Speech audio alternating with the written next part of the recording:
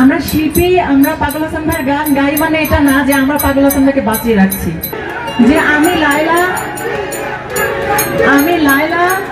পাগল হাসান ভাইয়ের গান যদি না গাই, পাগল হাসান ভাইয়েরও কিচ্ছু যায় আসবে না।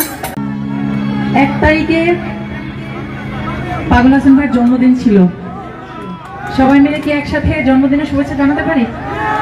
আমরা তাকে সাধক বলি।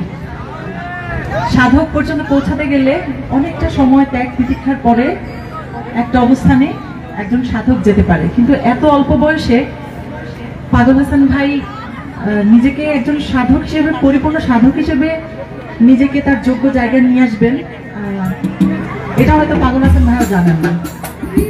তো আমার সৌভাগ্য, আমি পাগল হাসান ভাইকে দেখেছি এবং আমি বিশ্বাস করি, কথা আমি যদি এর আগে অনেকবার বলেছি, আবারও বলতে চাচ্ছি, কারণ আমি জানি এখানে সর্বোচ্চ বেশি দর্শক রয়েছেন সিলেটের, এবং সেই কারণেই কথাটা আমার বলা যে আমি লায়লা পাগল হাসান ভাইয়ের গান যদি না গাই, পাগল হাসান ভাইয়েরও কিছু যায় আসবে না, পাগলের ভক্ত যারা তাদেরও কিছু যায় আসবে না। কারণ পাগল হাসান ভাই তার যে সৃষ্টি এত বছরে তিনি রেখে গেলেন, এটা আরো 50 বছর পর দিন যত যাবে তত উজ্জ্বল নক্ষত্রের মতো এটা জ্বলতে থাকবে, এবং এটা পাগল হাসানের ভক্তরে জল করে জ্বলে রাখতে সহযোগিতা করবেন।